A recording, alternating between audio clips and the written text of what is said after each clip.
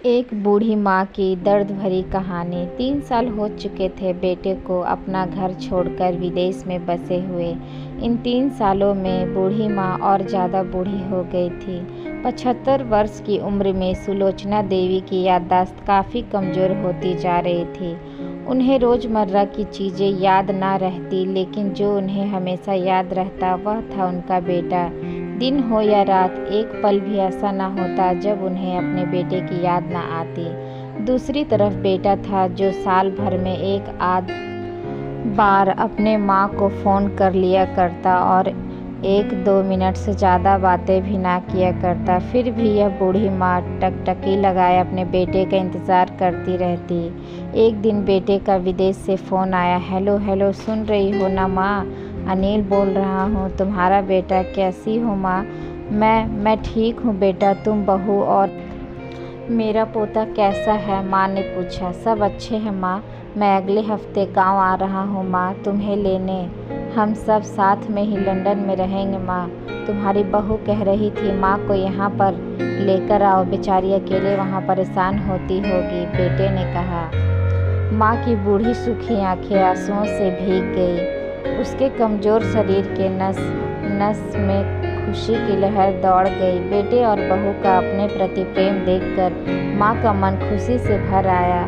बेटे ने आगे कहा, माँ तैयार रहना माँ, मुझे ज़्यादा दिन छुट्टियाँ नहीं हैं। जिस से जितने पैसे लेने हैं लेकर रखना। तब तक मैं प्रॉपर्टी डीलर से बात कर लेता हूँ घर के लिए। घर के लिए? माँ ने पूछा। हाँ माँ, गांव का घर हमें बेच देना पड़ेगा। अब हम सब साथ में ही रहने वाले हैं, तो वहाँ पर घर रखने का कोई मतलब नहीं है माँ, बेटे ने कहा। बुढ़ापे की वजह से ठीक से चलने में असक्षम माँ ने पूरे मोहल्ले में घूम घूम कर अपनी इस खुशखबरी को सबको सुनाया।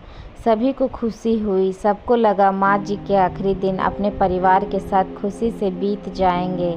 घर वापस आकर माँ ने अपने घर के कोने कोने को ऐसे देखा जैसे वह अपने दूसरे बेटे को देख रही हो।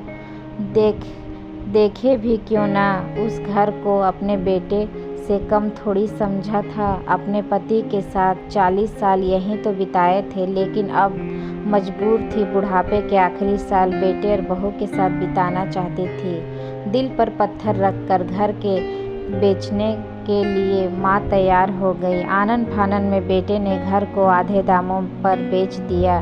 माँ ने ज़्यादा नहीं, लेकिन जिन चीज़ों से दिल लगा था उन चीज़ों को समेटा और बेटे के साथ टैक्सी में बैठकर एयरपोर्ट के लिए चली गई।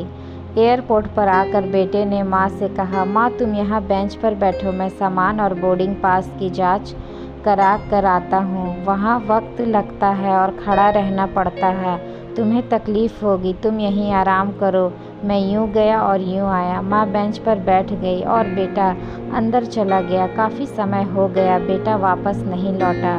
माँ सोचने लगी ज़्यादा भीड़ होगी इसलिए देर लग रही होगी। अंधेरा होने को आया। अब तो लोगों की चहलकदमी भी कम होने लगी। माँ को अब चिंता होने लगी। एक कर्मचारी ने आकर पूछा, किससे मिलना है माँ जी आपको? यहाँ पर क्यों बैठी हो? डरती हुई आवाज़ में सुलोचना देवी बोली, मैं, मेरा बेटा अंदर सामान की जांच कराने गया है, लंदन जा रहे हैं हम। क्या नाम है माँ जी आपके बेटे का? कर्मचारी ने पूछा। अनिल नाम है मेरे बेटे का, सुलोचना देवी ने बताया।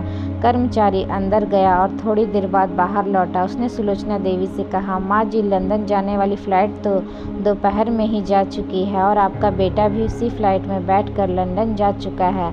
अब आपके यहाँ बैठने का कोई मतलब नहीं है, आप भी अपने घर चली जाइए। क्या जा चुका है और मैं घर जाऊँ? घर? माँ की आंखों से आंसुओं के सैलाब उठने लगे। जैसे तैसे माँ घर पहुँची तो अब उसका था ही नहीं, बिक चुका था। वो वहीं बरामदे में तुलसी के पास सो गई। घर के नए मालिक को उस पर दया आई तो एक कमरा किराए से उसको दे दिया। पेंशन के पैसों से खाना और किराए का बंदोबस्त हो जाता था। दिन बीतने लगे। कुछ दिनों बाद घर के नए मालिक ने सुलोचना देवी से कहा, माँ जी आप अपने रिश्तेदारों के यहाँ पर जाकर क्यों नहीं रहती है? इस उम्र में आपके लिए वही अच्छा होगा। अच्छा तो होगा, लेकिन अगर मेरा बेटा वापस आया तो उसका ख्याल कौन रखेगा? मेरा बेटा बहुत भोला है, उसे अपना ख्याल रखना बिल्कुल नहीं आता। मैं कहीं नहीं जाऊंगी, क्या पता कब उसे मेरी ज़रूरत पड़ जाए, माँ ने कहा। दोस्तों सच बता रही हूँ, माँ की ऐसी बातें सुनकर मेरी आंखों से आंसू आ गए। किसी ने सच ही कहा है, पूत कपूत हो सकता है लेकिन माता कभी कुमाता नहीं हो सकती है। दोस्तों आप सभी से हाथ जोड़कर विनती करती हूँ, अपने माता पिता को जितनी हो सके सेवा करना, उनके साथ कभी बुरा बर्ताव मत करना।